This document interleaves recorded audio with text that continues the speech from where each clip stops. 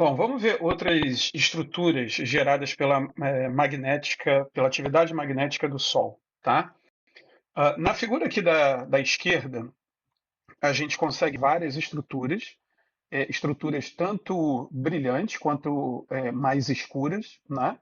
Então, o que vem a ser as plasmas? As plasmas são gases na cromosfera sendo comprimidos pela subida do campo magnético, né? Nos vídeos anteriores, nós vimos essa dinâmica do campo magnético solar durante o ciclo de 22 anos, né, em que o campo magnético que é formado no interior do Sol, ele sobe, atravessa a fotosfera do Sol e nessa subida ele acaba comprimindo os gases na cromosfera, aquecendo localmente a cromosfera e gerando regiões mais brilhantes, tá?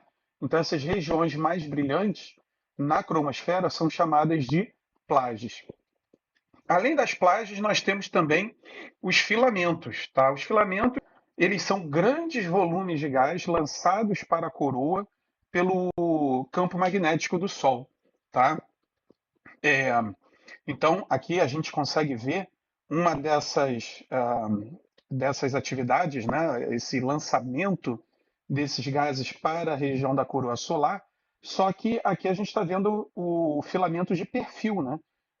E aí, com isso, eles recebem o nome de proeminências. Então, as proeminências são, na verdade, esses filamentos, só que aqui a gente está olhando esses filamentos de cima, né, de frente. Então, não parece muito bem estruturas curvas, mas quando a gente olha para esses filamentos de perfil, a gente percebe essa estrutura curvilínea, tá? Então, o gás nas proeminências, eles podem chegar a temperaturas de 50 mil kelvins, tá? E essas estruturas podem durar questão de horas ou até mesmo meses. Bom, o gás nas proeminências podem acabar escapando para o espaço, e quando isso acontece, você tem um aumento na densidade do vento solar, pelo menos naquela direção em que o gás escapou para o espaço, tá? Além das proeminências, dos filamentos e das plasmas, nós temos também na coroa solar, essa aqui é uma imagem feita principalmente no raio-x, né, para a gente observar as estruturas, as características da coroa solar. Então, o que a gente observa é que a coroa solar ela não é uniforme, existem regiões bem mais brilhantes, com temperaturas que podem chegar até 4 milhões de kelvins, e regiões menos brilhantes, mais escuras, né? Chamados de buracos coronais. Nessas regiões, o gás da coroa ele é menos denso, além de ser mais frio, tá? E aí o que acontece? Nessas regiões aqui observar linhas do campo magnético escapando para o sistema solar, tá? Então, nessa região você tem um fluxo maior de partículas do vento solar. Então, detalhe, comparando com o que ocorre com a ejeção do gás, né, através das proeminências, isso aqui são eventos em gás aprisionado pela proeminência.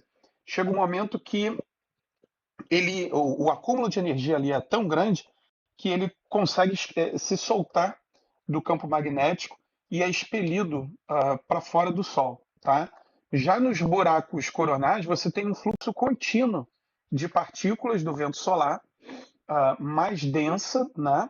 Aumenta assim a densidade local do vento solar e, além disso, esse vento solar ele carrega consigo as linhas do campo magnético. Bom, além dessas estruturas que nós acabamos de ver, existem também os flares solares. Os flares são realmente explosões bastante intensas, tá? Tanto de luz quanto de partículas.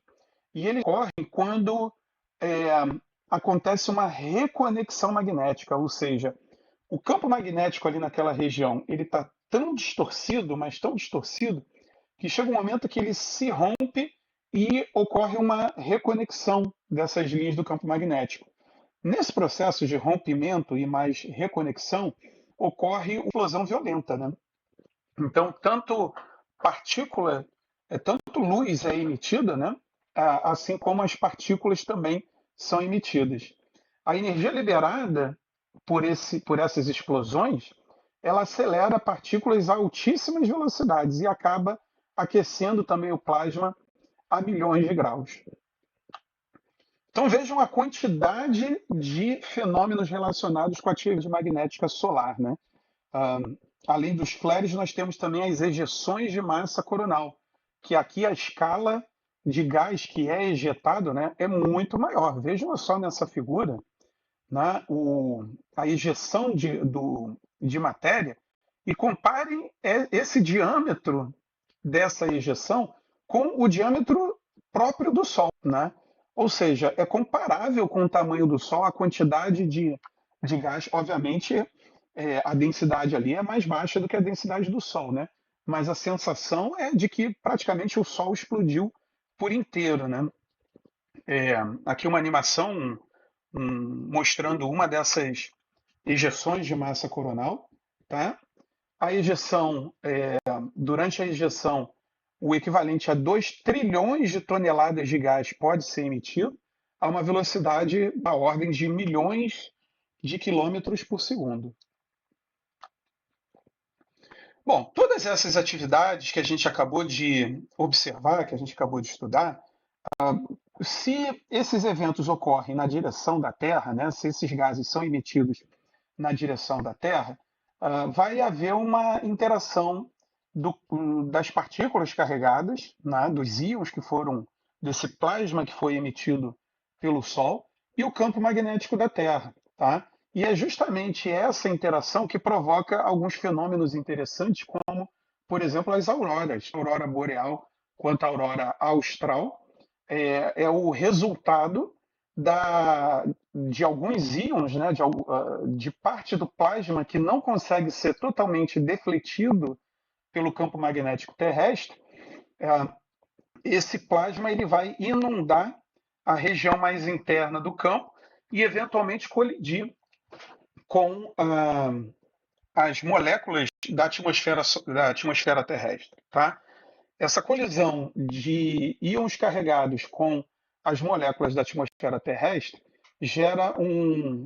pode quebrar muitas moléculas, ionizar a maioria delas, e quando há a reação dos elétrons ionizados com as moléculas, há emissão de luz. Então, esse é o fenômeno que a gente observa como aurora boreal.